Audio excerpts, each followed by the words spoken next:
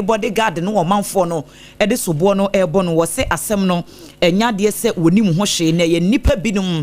na epese eka na chi asem bone se de be ya wo mbegu ne ho fi nanso kaso police command no afei eni ebehwe se wo mode wo ma no ebeto asem na hwehwemu bi wo ho a wo mo aye enra ene na wotwe ene ye bo wo kase se hefrafo Wamo aka wamo den se Health Facility Regulatory Authority. Wamo si wamo ntena ho ematitiri pa santimanta mu no. Nipa bi enye adwuma wabreko a wamo kitakita clinics ene hospitals ahodo na nso nkrata wamo de ye adwuma no. Wamo eni bi eno nti wamo betutum ba ma be se facilities be se ahanu 200 de wamo tutu ni nyina emu. Sena ahanu no ni nyina na KMA clinic ne no so eka ho no ebie. Eno ene no edam so ma omokoto mu a na no dwoda no na otwetwa mu no womokoto mu. Na eno na pani a woni amansan edi nkita ho edi ma hefra eye ma me Christabel eyiram no ho woni sanjofo abonkomo e na wo kire se womokoto mu KMA clinic no mu ano ni wuku ada pepe e na KMA fo e ba betu a 40,000 Ghana cedis edi ma womo hefra fo ni nyina ne se na womo ye adwuma wabreko a omo license ewu na nso omo nko renew ye na we nu anam so awoma issue temporary license edi ama won se abusumi nsia womo fanye nkratasem nyina se ne ebe ya won betimi ayo mo nkrata ho adwuma. KMA clinic has been reopened to the public. It was reopened, I think, just the following day because management of KMA have come to HEFA. They were fined, they have paid their fine. They also paid for what we call expert inspection because there's a standby team that is always available to go and do the inspection if you are ready. So once they expressed interest that they were ready for the inspection, inspections were done in that facility. And per the inspection that was done, they didn't meet all the requirements. Okay, obviously we're not expecting them to get 100 over 100, but they did meet the minimum requirement, for which reason they were given a provisional license to operate for 6 months, within which they are expected to implement the recommendations that they were given. So once they implement those recommendations and they are less HEFA, we will go and do what we call re-inspection. After the re-inspection, if we are satisfied that they have done or implemented all the recommendations that they were given, then the board will issue them what we call a long-term license, which is for 3 years. We Mama Christabel eyiram no ho eno nti so mo ko mo nema nyina yi a e mama won license a obetim de adwuma be se mfie miensa ne nsem a ode tudwa e wo KMA clinic no ehono no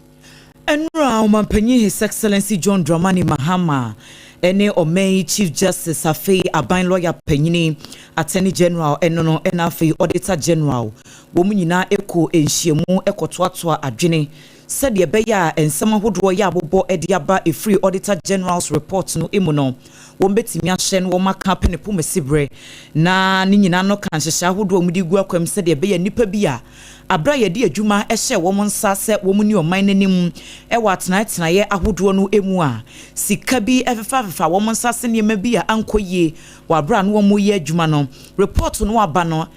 amani efri mu no aban ne behwe se wo betimi atoto niema se de beya sankrofo no nyina no se esese ye di obi ko gina emra na no ne ebo ne ko adu a ye beya ne sa pepepe na afei enema mu atimi ada ho na nhyiamudie no ase no empenyifo miensan wo mu nyina agitu mu se wo bete special courts na wo metimi asha handle cases ahodo a efri Auditor General report no mu no eba na ne efa criminal offenses ahodo se de medical kire mu no se sika bia for bin sase na esese ye boni pa ne ko adu a wo behwe no wo maboni pa ne ko adu na entiase atimi aye adwuma we no yese de beya womo foforo a womo aba ye de adwuma hye womo nsa no wo betimi ahye aye ne iye na oman si kasam ntotoye so atimi akonkan de wo nkrata emutiawa eno no Felix Kwachi Ofosu wono ne kasa e wo mampanyi atena ne nsa ene hye sankrata yi ase yetwa ensem ne so e wo ensem foforo mu na enrada empo na wotwe wiye e de besi nra no ena ensem san bobo baaye ya nam so ni nyina efa kane oman foto sanfo onimnyamfo kan oforiata ne ho na manfo bebre e kan se papa no asesese wakotete se special prosecutor ne to wanted list so na nso ya hwehwe no aye hunu no ena wakakotete eno ena ne mranim ni Yewra Frank Davis e de abetudwa ena wo kire se enye no kreda se onimnyamfo kan oforiata akwakote wonkote baabia na wo gia yarehwe sei ne ho ye wogusu wa atwene yem se special prosecutor beton safre no na afi wo mo enkomodie no wo mababedie a wanted man cannot fare well. He is good. He is good. He is sustained by the good Lord every day. You asked me a question from the beginning, and I said to you he's well, but he's being kept by the good Lord God. What again was I supposed to say? In any event, you started by saying that what he didn't want to cooperate. I don't know what you didn't want to cooperate or whatever you said. Ken Oforiatta had made himself available. Truly, I have said to you that Ken Oforiatta is well. He has had health challenge. He's gone through surgery. Makachira odada second Oforiatta ne ho ye wa ye surgery ahuro bebre nanso Nyankopon adom ne ho ye ya wo gya yarehwen kakrakra na wonwane ye bibia ba ye fine we eye ne mra nim ni Frank Davis ene den sem we tudwa Sompa 106.5 FM Accra nopa no nsia kase bo a Nana KJC Company Limited odi adansi ho ne mapaba aso asene no ena yeda so ekenkan edema mo wonsem foforo emu no Kaneswafo anu wo hye apomuden ensem so Dr. Bernard Okoboy ena de ofre akọ ama aban NDC aban yi se wo mo nhye na agenda 111 project ahodo ya kane NPP aban yo mampani ekufuado no odi wo manim wo mo hye ase no wo mo nhye no wo mo to aso mo nkase ai ena audit report aba ena say na report no e kanti project no won bejae aguhu amane nyina akangura mu wabra wone sompa kase edi enkomo no wakasi sudua se auditor report no aba no enya de bone se bia esese wo mo yenhwehwemu e de fa sika akọ project no emu ene se de esifa koye nanso eno so nche se esese aban ne to twene sanse Ganafo wo mo se fata se wo ma pomden ho nsem no ebetimi akonkan ena se de project no so se de yete no wo mo ka se anya bi kura mensini bia ena fe mantem bia no wo mbenya regional hospital kese baako ya eno no betimi abo manfo apomden ho nsem kane lejokuku mrase bedwani nkasa yemu no wo de atu dwa se NDC aban be ka se MPP fo wo manya ka preba mpo se yemfanto a project no so wo se sa nsem no ekoso no enya de se no kribia ewum the project one project na MPP aban edisika anusu $347 million NSK etiama Ghana contractors so mu yejuma cross Ghana nyina u convert ya 4.8 billion that can when you load any obonisika o sika to aye different mini wo no MPP aban timi sisa ye petroleum sika from within energy sika we misroma Ghana one shot sika we nyina be tosium enti de na me kan say yes aban we me kan say handle ni nyina onko yejuma o de 30 na nyamia dom ka 30 no me ka di shen Nyankopon ni onyam say anka people aban mu na just 3 to 6 months of ejuma na aban enti 30 communities aban mention we nyina ofie na to ata anka by now omo district hospital okay enti the ministry aban we say mo nka say ye 1.9 billion kasa omo di dwani we ejuma no kakataka nyame di ye bedru ho ene ya yikoti esesie yi eye Dr. Bernard Okoboy kaneswafo a no hye apomuden ensem so me pa cho shana nsoma me se odan no obesi ni ye pa na atimi akoyi a na ye na kwadwogesi company limited ena ma hadansi hu ni mapapa efidensi na hyase edikosi na wiye wono ena ye ni nyina kama pa na watimi dia ma wona watimi ahya odan na se awie efri se iron rods ena afin so na do apply with ahodo building wires and say binding wires ni nyina cement ena nchansi ahodo ede bodan edensu nyina no ubenya bi e wona na kwadwogesi company limited na so ye na bibia etumi aye fine me pacho baby a wo bia no je numbers no na frɛ ye ye di guka mu di bro free ya wontu ahwe eye 0204 355 040 0204 355 040 na oni yen abo enkomo afi ento ansem ne so na enano ada na democracy hub fo wo mo kɔ court se wono mo kɔ akwaji injunction e de ato aban so na injunction wo mo kɔ akwaji de ato aban so no ye se o mai mu wo mo a emfri Ghana ha ebeba Ghana ha ba betu galamse na ye bechi won wi edu mbegina mra na no wo mo se ye de wo mo esan kwomokuru mu back na ye deport wo mo eno no wo mo de ekọ high court no ahye se nyame ya do mo a echinachi ye wada ya wo betena asem ne so na sa asem a wo mo de court yi na wo mo si utunu no Ministry of Interior won hu wom Ghana Immigration Service wo mo hu wom ena fe Attorney General so ne hu wo mu bia wo kire se sa de we ya ekoso no etietia Ghana mamra 1992 constitution edibu wo man no san se wo bi ebefo man na dwapade e de akọ a emfa mra kwan so na wo se edi onipa ne gina mra na no na mra no ne di ene ne ko ahye kosi ase no ye wie pe na aban aye so wonye Ghana ni eno nti yensan fa ne nko ye deport no e wo sa kwan ne so no democracy hub for che say enya de a eye papa eno nti ebe ya aban ensesa sa mra no na nam a wo tuo so be deport wo no wonyi mfiri wo sane ebe ya ye de criminal charges bebo won so afọ man ne nwa na afọ man no eniema ensese wo fa e wo ekwambone so no oman no mfa ne nyine mra no ne mra no ene ne enkonhye court no ahye say nyame adom a ekinechi ye wode ya wo betena asem ne so eno nti ne efiri mu beba bia no ye de ho nsem ebebre etiefo end point homeopathic clinic enso eye ayasabia papa ya enemre ya ye kasei se opesi etu nyare wase edema wo na nso utimi kambro for kasa na say I'm free na se so de oni chirim ewo end point homeopathic clinic na wetimi bo apa eba ne se awo na emma ewo awade mu uduru ho a ye behwe amu anya awo ni bi na bibia etumi aye fine prostate won ha wa ha mema adokro wa ma sesei akosoro a wohunu ntwabre no udu oni chirim ewo end point homeopathic clinic a ye betimi aboa be ma odi bo ani asisi na waji mu saa de no anye ya na ema ne mpekora uko end point homeopathic clinic ye behwe na bibia etimi aye fine waposo ye ya no ye betimi massage o kama physiotherapy nso ye adwuma ewo end point homeopathic clinic ya so ye wo kronoma bo hia ewo kumase ena nkran he ya social signboard Spinters Road eho ene ye numbers no 0244 867-068 and 0274-234-321 na one yen abo enkomo nyame ya adom a efiada ebe na wotwe pepepe ye nyina ye kwa kosia ewo Kaneshi Market Complex wa eye Sompa obi bus ene ye de ho dwumadi ebre wo na tie eye Sompa fidie ena ye pejade afiri ha ede akwa kosi Kaneshi dwa kesiem ho na ye ne mu nyina aba beto kese ewo ho na bibia atumi aye fine eno nti besrawo ba bia wo bia no eye 31st October 2025 busumi na wie ye pepepe da etwato no na ye ba Kaneshi dwem ho na ye ne wa babedi kasubom ye dwumadi a ye no efie ha nyina no ye ne nyina ba ho na ya sanso abeche wade na bibia aye fine wono mo aso yasene no Yas toothpaste and the brush no Lexter Company Limited no time heba mixture bell beverages 21st clinic multiple quest wo mu nyina kan ho na ye ba bia na won so pese wudu odjeton de ebeso asene a ye numbers no 0547 548 538 0547 548 538 Tontina 74 du papa se onya binom a ebetimi aboa ahohuru mojanum kama na nyane wa bia akosiesi ewo mojanum ne ntinum no etimi ahohuru na nyina de afiri mu afa bi te se hepatitis B ene wo ho anase onso ahome ana okasa na nkabone de akire utrim na abakuro no uhia Tontina 74 na no atimi aboa ewa bone ewa nsamawa ya abeje waboso no uhia Tontina 74 edudo papa ya kanetete no yede tete yen na DHC yede afra ama FDA nso age atumi sampa we wono mu a ebe wohuru moja num nyina kama no atimi anya apobden papa enye mo pemfo ba wa makoda nufo na koda wonya mfinhye adumie do obi aka bia betimi anombe mepacho se wo pedodo na wonso atu aton a okanshi drug lane eyafo ne chim ho na fe Kumase so Ashtown Kolena kepa odu ha benya biato ye numbers no 0246 073 498 and 0501 628 931 wamada roma ye na ne ye ho simamra ye ba kase ne nto aso ye de bema wo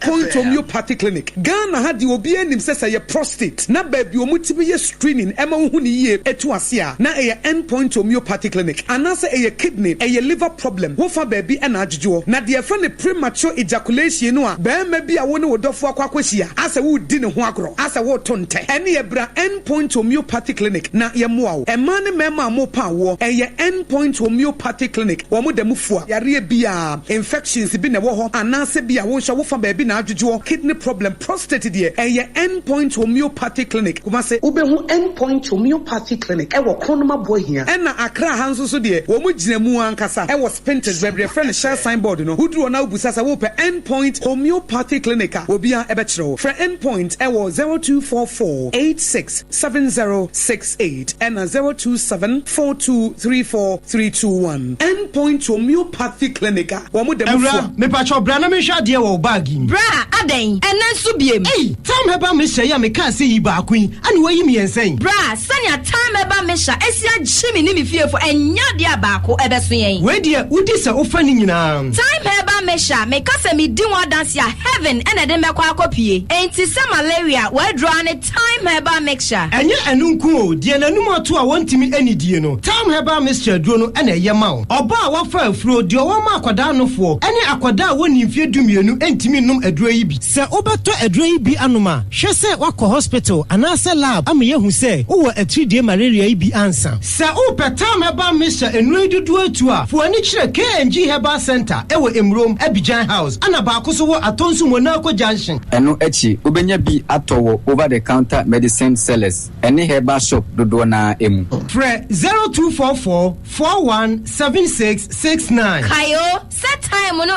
TIME time herbal mixture afi malaria fever bi adani ziba ewo munu betu akọ. FDA agi adwade nkratoa yi atu. Tonte yenum nsane e fadwen ne e fadwen mpa say na nim say brebi beba ama tonti na 74 upa ye ne simple T74 abeye aduru tonti na 74 ana T74 asa twe yadwene asina nanom dodo so say de na dodo bua ma na nanom enyare basabasa no saa na tonti na 74 ana T74 ebo anipadua no emo immune support enti obi onum bie no abrebia ne ho den tonti na 74 yi nso yaye no se nsuo krokro wa kama enti ba bia wonam bia obetimi de wade akọ samene wa ankefi na ekroyi eda no nko na wie ye wa bra mennom T74 se mennom tonti na 74 menya hoɔden mennom ne dabia T74 yi eye hahama ene ye de aye na DHC ena aframa na ye kama saa no T74 ahoɔden ni apomuden ko a wokɔ pharmacy ana ba bia to nro bia ubenya tonti na 74 yi bia to T74 yi enye ma oba wa fa afuro ana obi a ɔma nufo ana se obi a onya mfie dumienu eto phone 050-162-8931 and 0246-073-498 FDA agi adwadi nkratoyi yi atum.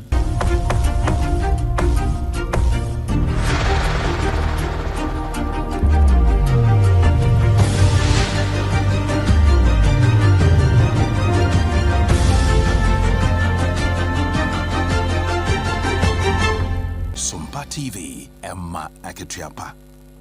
Emma Ketuapa ampa yedamwase se mwatwen yame adane ye ho akwaba yede kaseyebono eko amanone na US Supreme Court a ewo ehonom sesi aye kasei wo mo hwe atena se won bedandan mrano a ewo ho ani e ma ho kwan se obu ohonom a wo fa nrobone de enso no wo mo akọ amamra mo ho kwan se wo mutimi di etuo eye adwuma se ebi etuo no wo de bone ho ban na emumu enyese wodi kwakodi bibibone bi na omampani Donald Trump ni administration wo mo hwese wo mbesa kira ne mani kakra e wo saa emra no emu esanse na nsemu ntemu yese abrantie bi ye che no e wo US man ni mu sei na etuo hye ne ho na wono no si etuo ni de na enyese wo de kwakwa bibibone bi ene wakwakwa je hutumi se wo kita sa etuo no enti yede ne kopie mu wo court a emra no ebugu ni so no na wonte ase ma wone ne lawyer pre kopie mu court of appeal says our ruling no a court no edi kan de buy na wo mo mpene so enu nti no wo so wo mo dandan eniema ani no na yesi ye fra brante bi Hunter Biden wono eye kane President Joe Biden ne ba afia etwa mu wono so saa ye che no ya no wono so kita etuo no wo se adenti na wo mo che no sanse etietia ne fa ahodie so efise emra no ma no kwan se ukita saa akode no enti ne papa ebe paden no 2024 no emu ehonsem no ekokoye bebre enti se ye bechi obi na ne ye de nipa na court na nipa na lawyer for no mo challenge asem no ne ehonkro ne ba no esese wo mo mamra no emu da ho fan enti se sia no Supreme Court no a wo mo kọ no mo kokoye ensachire wo sa amra no mu no wo mo koye ensachire na maniem ade ho pefe se ebia ade we